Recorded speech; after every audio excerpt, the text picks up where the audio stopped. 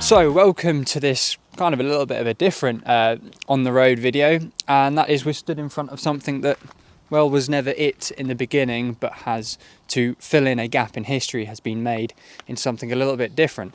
So I'm going to hand over to Michael, who knows a little bit more, and we're going to go through this with the people that have done it and bring this information to you.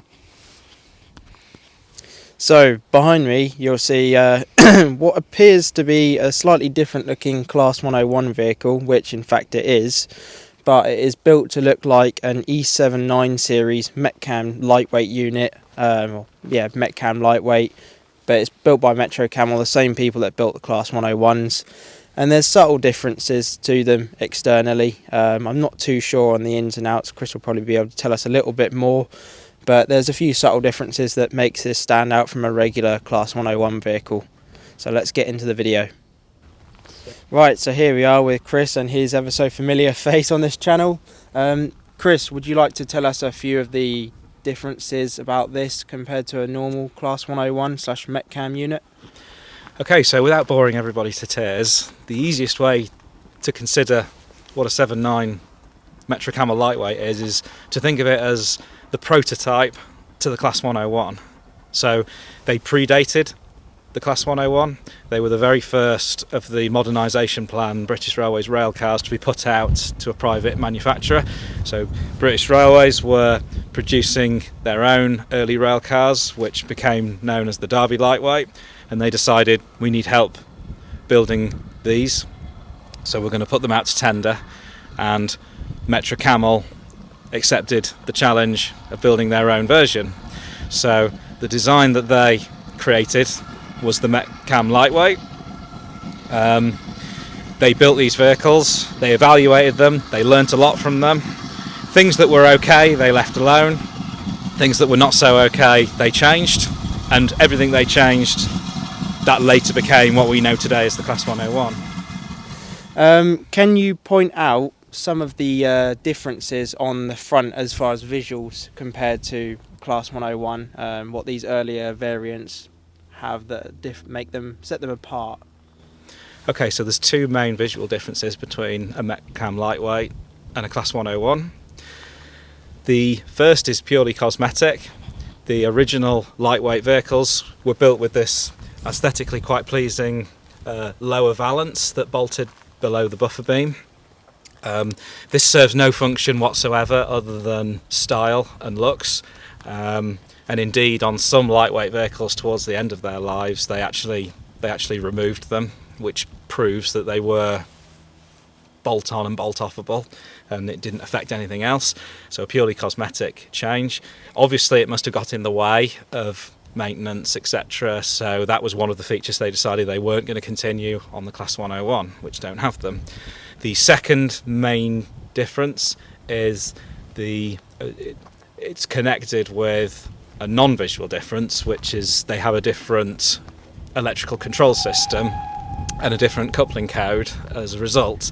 Later DMUs are known as blue square electrically, and earlier vehicles, including the Derby lightweights and the Metro Camel lightweights, are yellow diamond coupling code. So, one last question. Why this project now? How did it all come about? Okay, so there's a little bit of history to this. 20 years ago, when all the Class 101s, or most of the Class 101s, were withdrawn from service in the Northwest and entered preservation around 2002, 2003, a set was acquired by the North Norfolk Railway, as it felt that Class 101s were native to East Anglia and that it would be a good DMU to have running on our railway. And a single 2-coach unit was purchased and brought to the railway, and this very proposal was tabled straight away. Why don't we restore it to the earlier yellow diamond versions?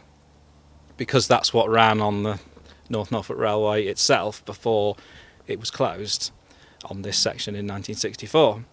And the project nearly happened, but at the time it just didn't quite make it, because being the only DMU that was going to be running on the railway, there were some that felt that should it be kept as a 101, because 101s ran around East Anglia as well. So it didn't quite gain the inertia needed to actually go through with it. But there were always those who remained who felt maybe at some point in the future we could have a go at getting the project over the line, especially as so many 101s were preserved on other lines. And the second thing that swung it was, several years later, the railway grew to a point where we really wanted some multiple DMUs so that they could swap around for maintenance. So a second 101 unit came onto the line, and I think that helped with the argument of whether to convert one, because now that we have two here, for those who prefer their 101s as built, it would soften the blow, because we would have the lightweight version and you can still enjoy a traditional 101 on the North Norfolk Railway.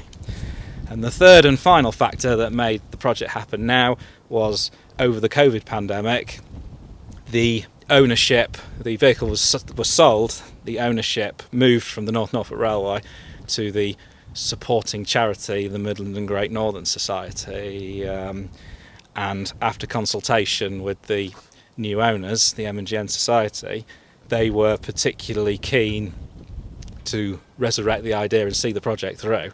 So that change of ownership was the final piece in the puzzle to get the thing converted during the next overhaul.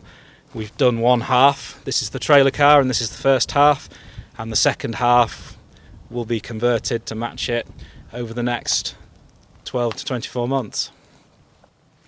Excellent, thank you for that insight, Chris, and what a fantastic job yourself and everyone else here down at Weybourne has done.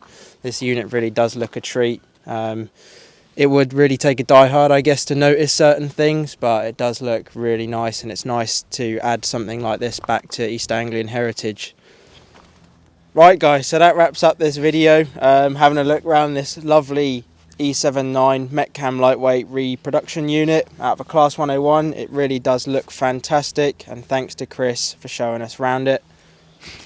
Yeah, I'd like to say that, you know, there are obviously gaps in history, and thankfully in this case we have been able to recreate it. A lot of hard work and effort has gone into that, and you will see that obviously running around on the North Norfolk on some of their running days. So if you do want to come down here and see it, I don't know if that will be specifically timetabled, but it will obviously run during the year, so if you're lucky enough you'll get a ride on it.